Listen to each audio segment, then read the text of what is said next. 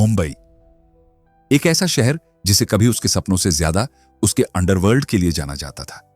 एक ऐसा दौर था जब हर गली, हर मोहल्ले में किसी न किसी डॉन का नाम गूंजता था। लोग डर के साथ साथ हैरानी में भी रहते थे कि आखिर ये माफिया आते कहां से हैं, ताकतवर कैसे बन जाते हैं और फिर अचानक गायब कैसे हो जाते हैं।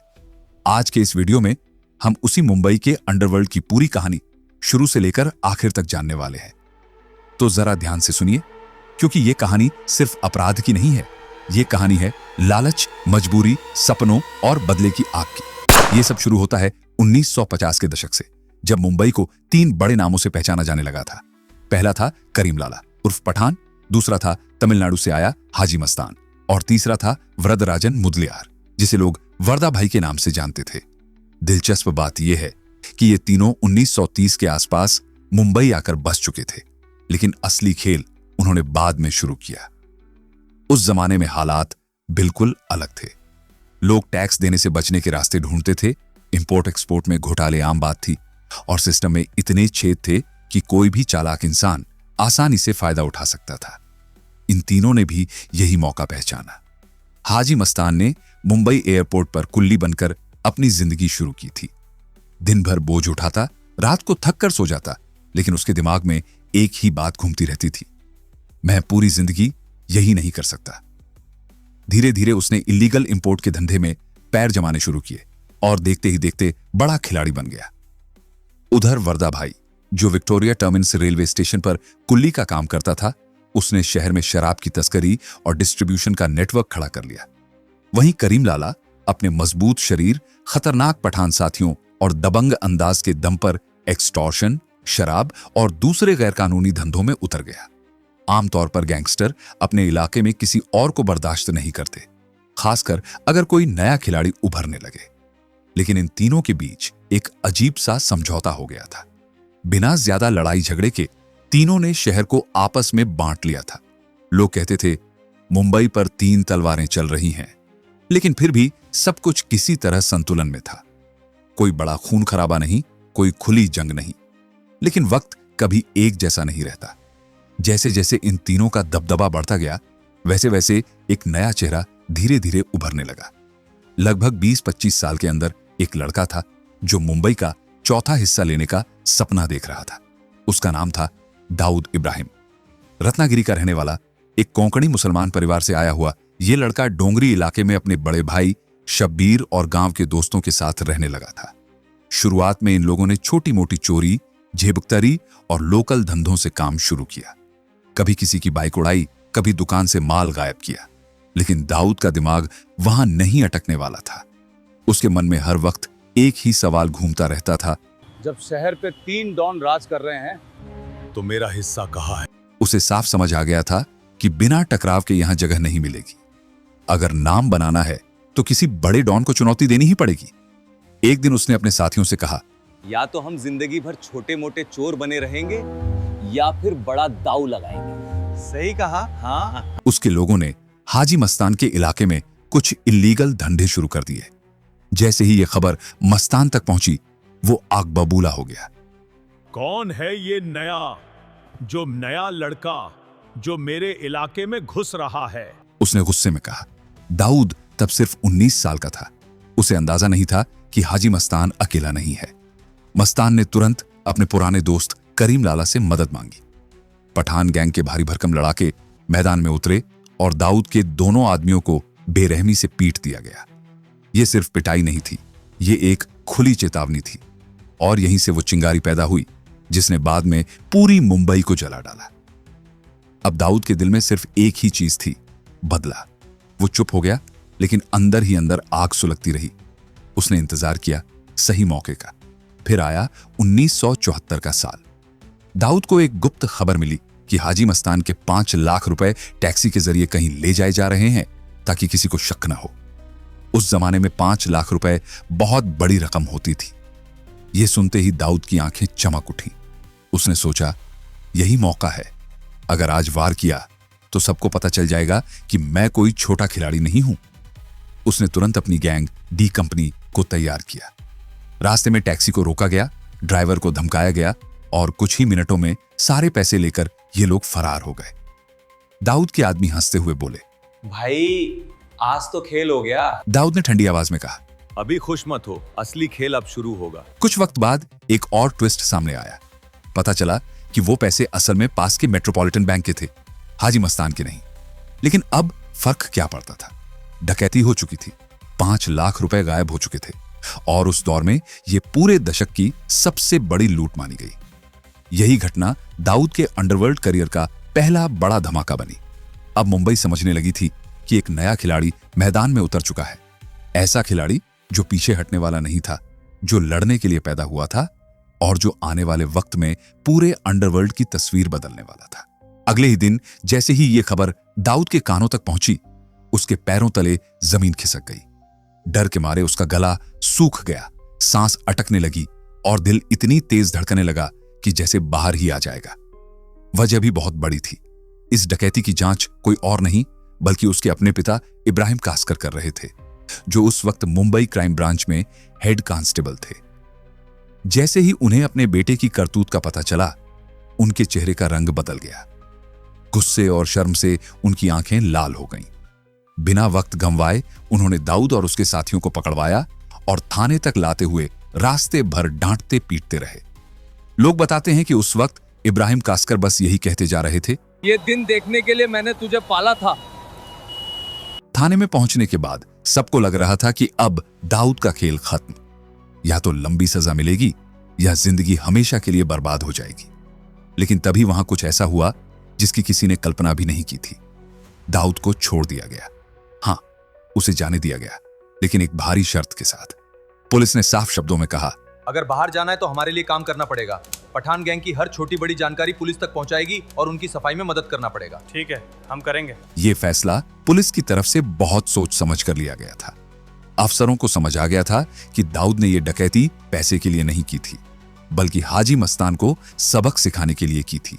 इतना बड़ा जोखिम सिर्फ बदले के लिए उठाने वाला लड़का अगर हमारी तरफ हो जाए तो अंडरवर्ल्ड की जड़ें हिल सकती हैं। एक अफसर ने धीरे से कहा था, यह लड़का दुश्मन बने तो खतरा है, दोस्त बने तो हथियार। इसके बाद दाऊद अपने करीबी इकबाल कास्कर और कुछ भरोसेमंद लोगों के साथ मिलकर पुलिस को पठान गैंग के गुर्गों की लोकेशन देने लगा। कहां कौन मिलेगा, कौन कहां छिपा है, कौन सा सौदा कब होगा, सारी खबरें पुलिस तक पहुंचने लगी। बदले में पुलिस भी उसके छोटे मोटे अपराधों पर आंखें मूंदे रहती थी। कभी झगड़ा, कभी धमकी, कभी अवैध धंधा, सब नजरअंदाज होता रहा। कुछ सालों तक यह खेल बड़े आराम से चलता रहा, जैसे सब कुछ कंट्रोल में हो। लेकिन पुलिस ये नहीं समझ पाई कि दाऊद बाहर से चाहे जितना सीधा दिखे, अंदर से वो एक जहरीला सांप बन चुका था। ऐसा सांप जो अपने बिल में बैठे बैठे पूरे सिस्टम को अपने इशारों पर नचाना सीख रहा था। वो पुलिस को कठपुतली की तरह इस्तेमाल कर रहा था और मन ही मन मुंबई पर राज करने का सपना बुन रहा था। बाहर वो कहता, सर, जो भी पता चलेगा सबसे पहले आपको बताऊंगा, और अंदर ही अंदर सोचता, सबसे पहले मैं खुद अपना रास्ता साफ करूंगा।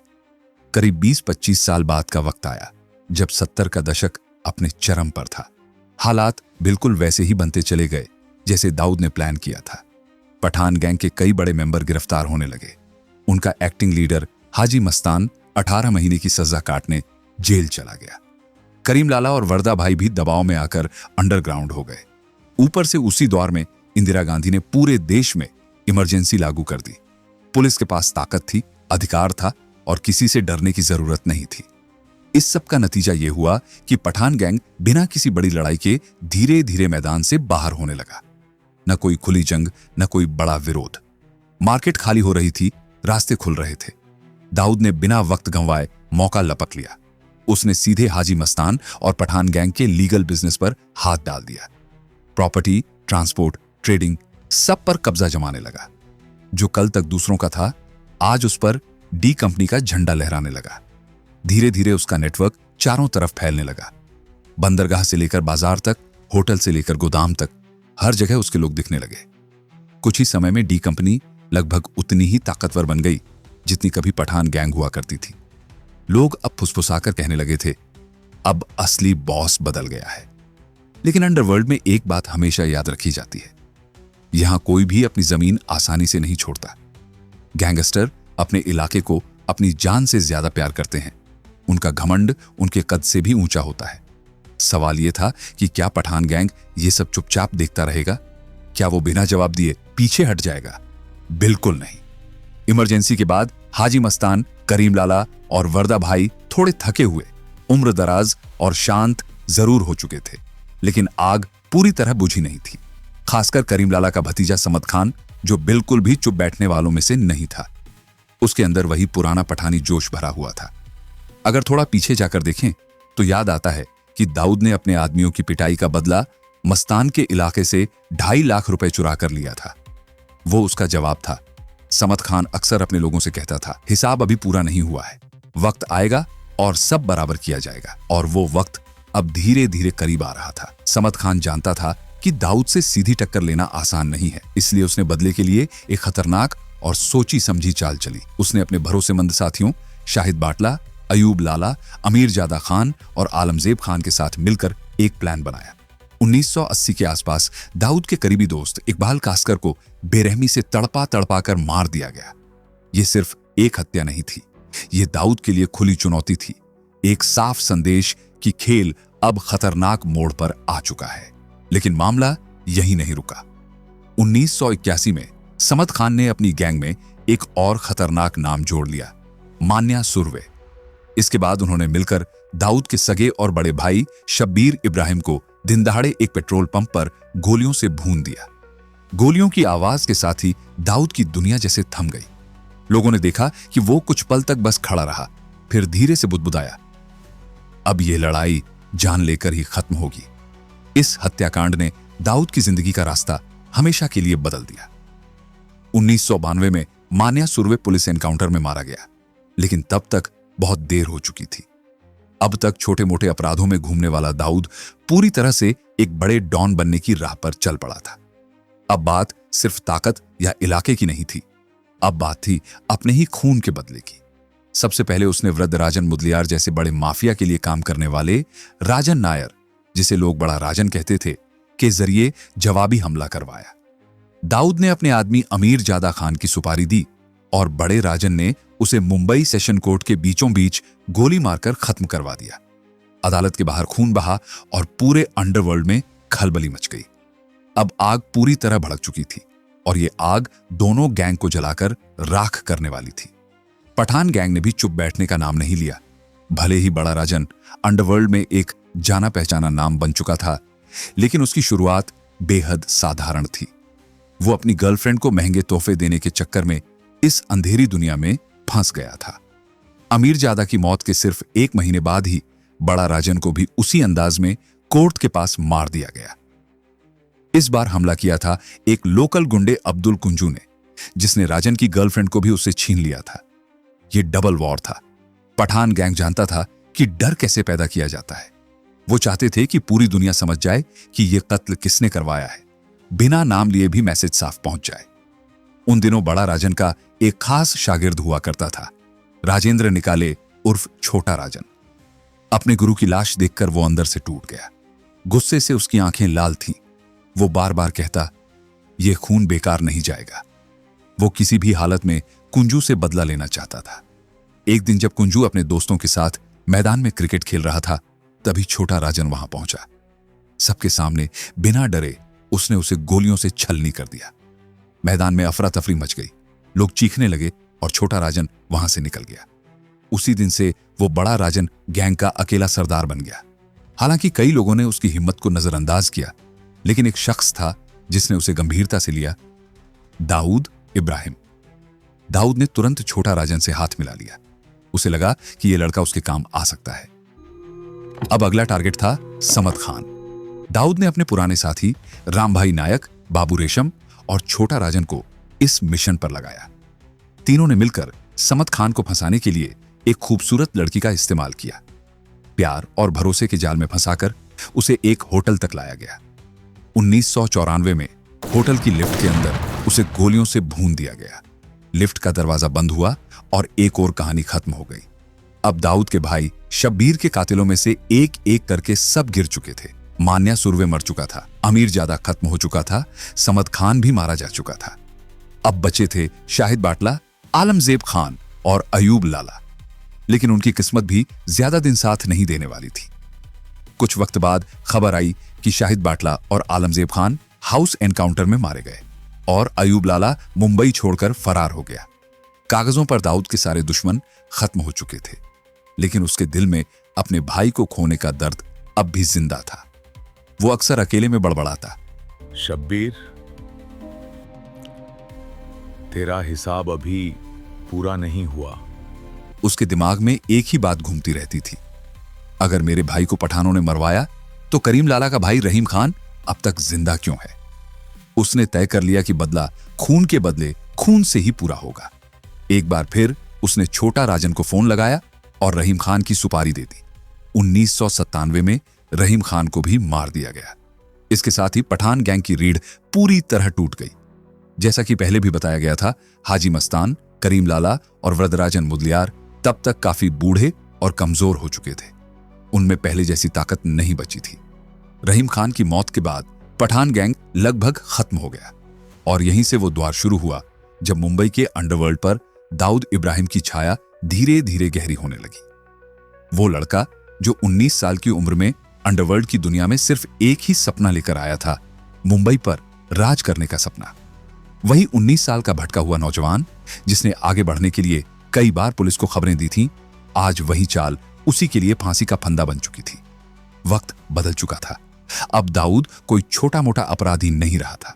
अब वो मुंबई अंडरवर्ल्ड माफिया का एक बड़ा और जाना पहचाना नाम बन चुका था और इसी वजह से पूरी महाराष्ट्र पुलिस उसके पीछे पागलों की तरह पड़ी हुई थी। हर तरफ से शिकंजा कसता जा रहा था। छापे पड़ रहे थे, फोन ट्रेस हो रहे थे, मुखबिर एक्टिव हो चुके थे। दाऊद को समझ आ गया था कि अगर अब भी मुंबई में रहा तो या तो जेल जाएगा या फिर जिंदा नहीं बचेगा। एक रात उसने अपने खास लोगों से कहा, अब यहां रुकना मतलब खुदकुशी करना है। और बस फिर चुपचाप वो दुबई निकल गया। लेकिन जगह बदलने से धंधा नहीं बदलता, बस मैप बदलता है, खेल वही रहता है। दुबई पहुंचते ही दाऊद ने यह बात साफ कर दी कि उसका साम्राज्य अब खत्म नहीं होगा बल्कि और बड़ा होगा। इस बात का पूरा ध्यान रखा उसके सबसे भरोसेमंद लोग, छोटा राजन, अब्बू सलीम और छोटा शकील। तीनों ने मिलकर वहां भी वैसा ही नेटवर्क खड़ा करना शुरू कर दिया जैसा मुंबई में था। दाऊद अब सिर्फ नेशनल लेवल पर सोचने वाला आदमी नहीं रहा था। उसका सपना अब इंटरनेशनल बनने का था। उसे अब सीमाओं से बाहर खेलना था।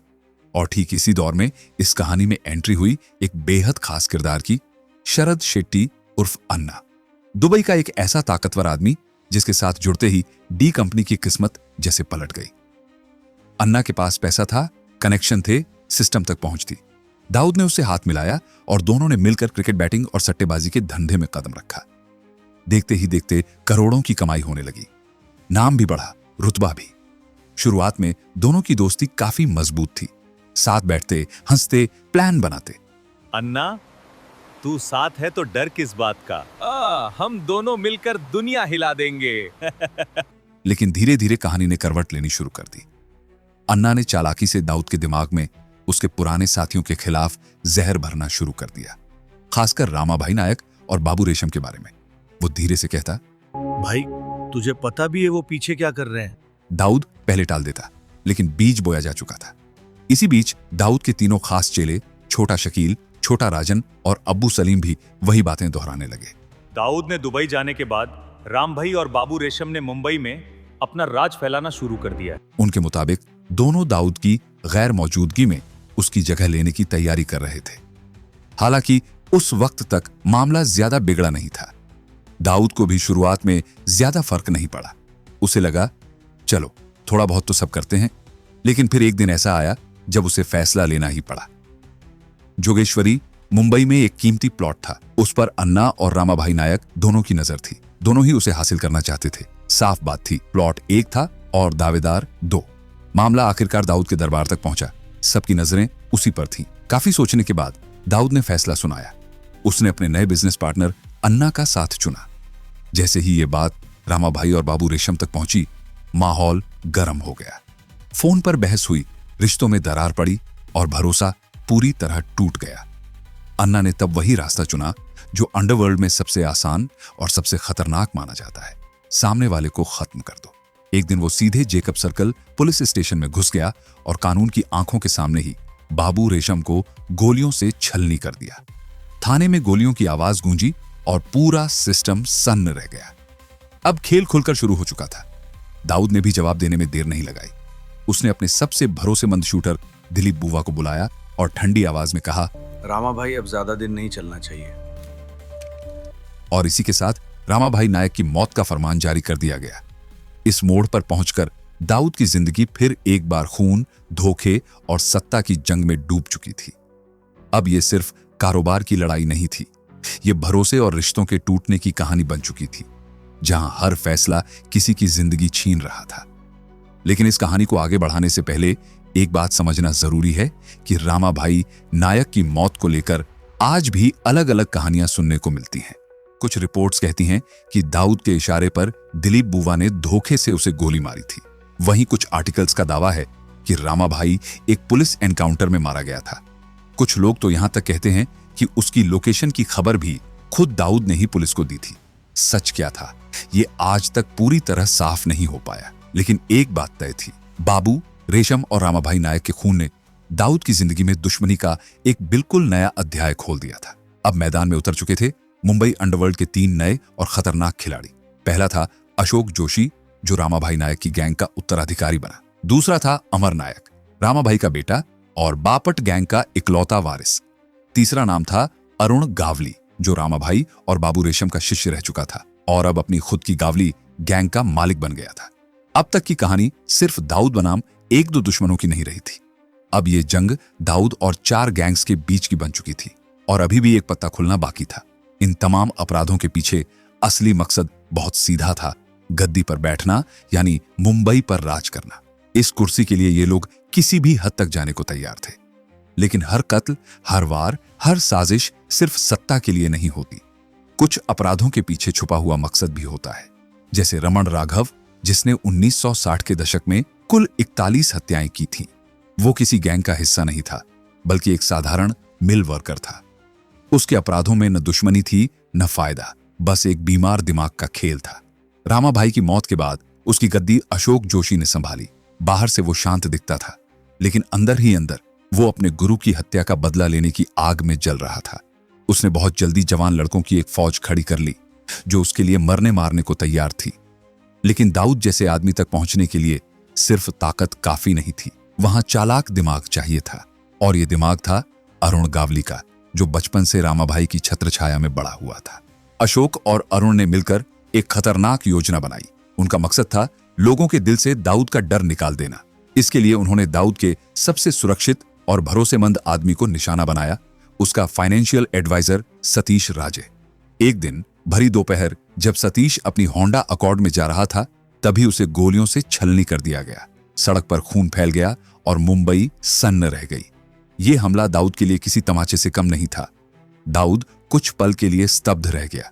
उसे यकीन नहीं हुआ कि कोई इतनी हिम्मत कर सकता है, लेकिन हैरानी जल्दी ही गुस्से में बदल गई। उसने दांत भींचते हुए कहा, अब अशोक बचेगा नहीं। उसके अंदर बदले की आग भड़क चुकी थी और वो आग तब तक शांत नहीं होने वाली थी जब तक अशोक जोशी मिट्टी में न मिल जाए। दाऊद ने उसी अंदाज में जवाब देने का फैसला किया जैसे सतीश को मारा गया था। इस प्लान को अंजाम तक पहुंचाया अनिल परब उर्फ रॉबिन ने। रॉबिन वही लड़का था जिसे अशोक जोशी ने कांजूर विलेज इलाके से चुनकर अपनी गैंग में शामिल किया था। लेकिन एक दिन जब रॉबिन ने मोहल्ले की एक लड़की से छेड़खानी की तो अशोक ने उसे सबके सामने बेरहमी से पीटा। उसी दिन से रॉबिन के दिल में अपने सरदार के लिए जहर भर गया। वो अंदर ही अंदर सोचने लगा, जिसके लिए मैं जान दे सकता हूं, वही मुझे सबके सामने जलील करे। उसी अपमान ने उसे बदले की राह पर धकेल दिया। इसी दौरान उसकी मुलाकात दाऊद के सबसे भरोसेमंद आदमी छोटा राजन से हुई। दोनों की बातें मिलने लगी, प्लान बनने लगे और आखिरकार अशोक को खत्म करने का मौका मिल ही गया। 4 दिसंबर 1988 को अशोक जोशी अपने कुछ दोस्तों के साथ मारुति 800 में बैठकर पुणे के लिए निकला। उसे जरा भी अंदाजा नहीं था कि मौत उसका पीछा कर रही है। पुराने मुंबई पुणे हाईवे पर एक वैन उसकी गाड़ी के पीछे लग गई। वैन के अंदर रॉबिन और डी कंपनी के दूसरे शूटर बैठे थे। अचानक चलती गाड़ी से ताबड़तोड़ फायरिंग शुरू हो गई। करीब 180 गोलियां बरसाई गईं। कुछ ही मिनटों में अशोक और उसके साथी खून से लथपथ हो चुके थे। इसी पल से अरुण गावली की सोच भी बदल गई। जो इंसान अब तक सिर्फ अपने दोस्त का बदला लेना चाहता था, अब उसने इस जंग को अपनी निजी लड़ाई बना लिया था। अब यह सिर्फ बदले की कहानी नहीं रही थी, यह मुंबई के अंडरवर्ल्ड की सबसे खतरनाक जंग बनने वाली थी। अरुण गावली वो इंसान था जिसने कभी दाऊद से रामाभाई नायक का बदला लेने से पहले एक पल के लिए भी नहीं सोचा था। लेकिन दाऊद ने चालाकी से उसे सिर्फ उसका दुश्मन ही नहीं छीना, बल्कि उसका सबसे भरोसेमंद साथी अशोक जोशी भी उससे छीन लिया। जोशी की मौत के बाद लोगों को लगने लगा कि अब गावली गैंग कमजोर पड़ जाएगी, कि अब उसका असर खत्म हो जाएगा। लेकिन अरुण ऐसा इंसान नहीं था जो चुपचाप हार मान ले। उसने पलटवार करने के लिए सीधा दाऊद की जड़ों पर हाथ डाला। उसने दाऊद के सबसे अहम हवाला हैंडलर महेंद्र चौराड़िया को मरवा दिया। यह वार सीधा दिल पर किया गया हमला था। इसके बाद दोनों के बीच हिसाब बराबर करने का सिलसिला शुरू हो गया। अब हर कत्ल के बाद एक और कत्ल तय हो जाता था। इसी खून खराबे की कड़ी में अगला नाम आया अरुण के छोटे भाई किशोर गावली का, जिसे 1989 में दाऊद ने महेंद्र की मौत के बदले में मरवा दिया। भाई की लाश देखकर अरुण अंदर से टूट गया। आंखों में आंसू थे, लेकिन दिल में आग। उसने अपने लोगों से कहा, अब पीछे हटने का कोई रास्ता नहीं है, और उसने बदला लिया। दाऊद के 2 करीबी साथी लंबू अमीर और राजी मेहंदी, दोनों को मरवा दिया गया। कुछ वक्त तक दोनों गैंग एक दूसरे को नुकसान पहुंचाते रहे। दर्जनों लोग मारे गए। हालात ऐसे हो गए थे कि कौन आगे है और कौन पीछे, यह समझना मुश्किल हो गया था। लेकिन इसी बदले की दौड़ में अरुण से एक बड़ी गलती हो गई। उसने दुश्मन के दुश्मन को दोस्त बनाने की कोशिश की। उसने अमर नायक की तरफ दोस्ती का हाथ बढ़ाया, जो रामाभाई नायक का बेटा था और जिसकी बापट गैंग उस वक्त काफी ताकतवर हो चुकी थी। अरुण को लगा कि साथ मिलकर दाऊद को घेरा जा सकता है। शुरुआत में दोनों ने हाथ मिलाया, लेकिन ये दोस्ती ज्यादा दिन टिक नहीं पाई। वजह थी एक शर्त जो अमर नायक ने शुरुआत में ही रख दी थी। असल में अमर नायक और अरुण के आदमी माया डोलास के बीच पुरानी दुश्मनी थी। दोनों एक दूसरे को फूटी आंख नहीं सुहाते थे। अमर चाहता था कि अरुण माया डोलास को उसके हवाले कर दे। अब अरुण ने इस पर क्या जवाब दिया, ये कोई नहीं जानता। लेकिन अंडरवर्ल्ड में खबरें बहुत तेज फैलती हैं। अफवाह उड़ गई कि गावली ने यह डील मान ली है। माया को लगा कि अब उसे बेच दिया गया है। उसके मन में गुस्सा, डर और बदले की भावना एक साथ भर गई। अंडरवर्ल्ड की दुनिया में सच जानने से ज्यादा भरोसा बंदूक पर किया जाता है। माया ने भी यही किया। वो सीधा जाकर दिलीप बुवा से मिल गया। वही दिलीप बुवा जो दाऊद के लिए काम करता था और जिसने कभी धोखे से रामाभाई नायक को मारा था। माया ने सोचा, एक तीर से 2 शिकार होंगे, मैं दोनों से बदला लूंगा। इसी बीच बाद में छोटा राजन ने खुलासा किया था कि उस दौर में जब किसी गैंग को किसी दुश्मन शूटर से छुटकारा पाना होता था तो वो पुलिस को गुमनाम कॉल करके उसकी जानकारी दे देते थे। और ऐसा ही कुछ इस बार भी हुआ।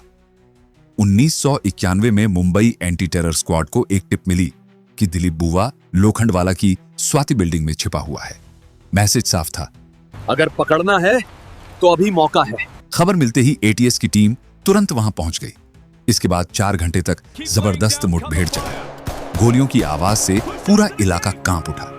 आखिरकार दिलीप बुवा समेत उसके 6 साथी मारे गए। इनमें माया डोलास भी शामिल था। लोग आज भी इस घटना को लोखंडवाला शूटआउट के नाम से जानते हैं। आज जब लोग उस शूटआउट की बात करते हैं तो अक्सर कहते हैं कि पुलिस का असली टारगेट माया था। लेकिन उस ऑपरेशन को लीड करने वाले एसीपी आफ्ताब अहमद खान ने बाद में खुद बताया कि उनका असली निशाना दिलीप बुवा था, माया नहीं। टारगेट कोई भी रहा हो, लेकिन इस मुठभेड़ में दाऊद के कुल 7 आदमी मारे गए। और कहानी यही नहीं रुकी। अगले ही साल गावली गैंग ने इस लिस्ट में 8वां नाम जोड़ दिया, दाऊद के बहनोई इस्माइल पार्कर का। उसकी मौत ने हालात और बिगाड़ दिए। अब दाऊद जिस इक्के को सबसे ज्यादा डरता था, वही धीरे धीरे उसके सामने आने लगा। उसका अपना आदमी छोटा राजन। इस्माइल की हत्या के बाद पुलिस पूरी ताकत से अरुण गावली और अमर नायक के पीछे पड़ गई। इसी दौरान उस वक्त के बड़े राजनीतिक नेता बाला साहेब ठाकरे ने खुलेआम पुलिस पर सवाल उठाया। उन्होंने कहा, आप हमारे हिंदू लड़कों को ही क्यों पकड़ते हो? इस बयान ने माहौल बदल दिया। जवाब में खुद हिंदू होने के बावजूद छोटा राजन ने एक खुला पत्र जारी किया। उसने लिखा, डी कंपनी में कोई धर्म के आधार पर बंटवारा नहीं है, यहां सब बराबर हैं। लेकिन चाहे अनजाने में ही सही, बाला साहेब के शब्दों ने राजन के मन में एक शक का बीज जरूर बो दिया था। एक ऐसा शक जो आगे चलकर बहुत बड़ी दरार की वजह बनने वाला था। वो शक जो सालों पहले छोटा राजन के दिल में पैदा हुआ था, आखिरकार 1992 में एक गहरे जख्म की तरह उभर आया। उसी साल वह इस्माइल पारकर की मौत का बदला लेने में नाकाम रहा। उसकी सारी प्लानिंग फेल हो गई। इसी बीच दाऊद ने धीरे धीरे उससे काम छीनना शुरू कर दिया और ज्यादातर जिम्मेदारियां छोटे शकील और अब्बू सलीम जैसे नए चेहरों को सौंप दी। राजन ये सब चुपचाप देख रहा था। उसके मन में बार बार यही सवाल उठता, जो काम कभी मेरा हुआ करता था वो अब दूसरों को क्यों मिल रहा है? जैसे जैसे वक्त बीतता गया, उसका शक और गहरा होता गया। उसे लगने लगा कि शायद उसे जानबूझकर साइडलाइन किया जा रहा है। लेकिन असली झटका तब लगा जब 1993 के मुंबई बम ब्लास्ट हुए। उस दिन राजन को साफ दिख गया कि इस गैंग की जड़ें अब सिर्फ अपराध तक सीमित नहीं रही, बल्कि उसमें सांप्रदायिक सोच भी घुस चुकी है। उसने मन ही मन कहा, अगर ये रास्ता यही है तो अब मैं इसका हिस्सा नहीं बनूंगा। इसके बाद उसने डी कंपनी से अपने सारे रिश्ते तोड़ दिए। बिना किसी घोषणा के, बिना किसी हंगामे के वो अलग हो गया। और सबसे हैरानी की बात यह थी कि अब वो खुद को देशभक्त बताने लगा। उसने खुलेआम कहना शुरू किया, मैं अब देश के खिलाफ काम नहीं करूंगा। इसके बाद वो डी कंपनी से जुड़े लोगों को एक एक करके निशाना बनाने लगा। उसका एक बड़ा टारगेट था शरद शेट्टी, वही शरद जो कभी दाऊद को मैच फिक्सिंग में मदद करता था। शरद की हत्या कोई अचानक लिया गया फैसला नहीं था। दरअसल साल 2000 में शरद ने मलेशिया में राजन पर जानलेवा हमला करवाया था, क्योंकि उसे लगा था कि राजन ने डी कंपनी से गद्दारी की है। उस हमले में राजन किसी तरह बच गया था। गोली लगी, खून बहा, लेकिन किस्मत ने साथ दे दिया। उस हमले के बाद राजन ने भारत की खुफिया एजेंसियों से संपर्क किया। ऐसा कहा जाता है कि वहीं से उसकी जिंदगी ने नया मोड़ लिया। डी कंपनी छोड़ने के बाद वह धीरे धीरे भारतीय इंटेलिजेंस एजेंसियों का मुखबिर बन गया। वो उन्हें अंडरवर्ल्ड की अंदरूनी खबरें देने लगा, ठिकानों की जानकारी देने लगा और कई बड़े गैंगस्टर्स को मरवाने में मदद करने लगा। इसके बदले एजेंसियां भी उसकी सुरक्षा का पूरा ध्यान रखती थीं। उसे आने वाले हमलों के बारे में पहले से चेतावनी दी जाती थी। अगर कहीं खतरा होता तो उसे तुरंत सुरक्षित जगह पहुंचा दिया जाता। इस नए रोल में राजन पहले से ज्यादा खतरनाक बन चुका था, क्योंकि अब उसके पास बंदूक के साथ साथ सिस्टम की ताकत भी थी। जब ये सब अब्बू सलीम और छोटा शकील ने देखा तो उन्हें समझ आ गया कि अब भारत में रहना सुरक्षित नहीं है। दोनों देश छोड़कर फरार हो गए। धीरे धीरे पूरा अंडरवर्ल्ड बिखरने लगा। जो कभी एक मजबूत साम्राज्य था, वो अंदर से टूटने लगा था। आज की तारीख में देखें तो छोटा शकील और दाऊद इब्राहिम अब भी फरार हैं। शरद शेट्टी, रामाभाई नायक, बाबू रेशम और अशोक जोशी जैसे बड़े नाम गैंग वॉर में मारे जा चुके हैं। माया डोलास, दिलीप बुआ, मान्या सुर्वे और अमर नायक जैसे अपराधी पुलिस एनकाउंटर में खत्म हो गए। वहीं अनिल परब, अबू सलीम, छोटा राजन और अरुण गावली जैसे लोग आज सलाखों के पीछे अपनी जिंदगी काट रहे हैं। जो लोग कभी मुंबई की गलियों में खौफ बनकर घूमते थे, जिनके नाम से लोग कांप जाते थे, आज या तो मिट्टी में मिल चुके हैं या जेल की दीवारों के बीच सिमट चुके हैं। धीरे धीरे वही अंडरवर्ल्ड जिसने दशकों तक मुंबई को डराया, खुद इतिहास बन गया। यही था मुंबई अंडरवर्ल्ड का उत्थान, उसकी जंग, उसकी गद्दारी और आखिरकार उसका पतन। अगर आपको यह कहानी पसंद आई, अगर इससे आपको कुछ नया जानने को मिला, तो एक लाइक जरूर ठोक देना। वीडियो को शेयर करो, चैनल को सब्सक्राइब करो और जुड़े रहो रिवीलिंग आइज के साथ, जहां हम आपके लिए लाते हैं ऐसी ही अनसुनी, अनदेखी और सच्ची कहानियां। मिलते हैं अगले वीडियो में। तब तक के लिए सतर्क रहो, जिज्ञासु रहो और सच को देखने की आंखें खुली रखो।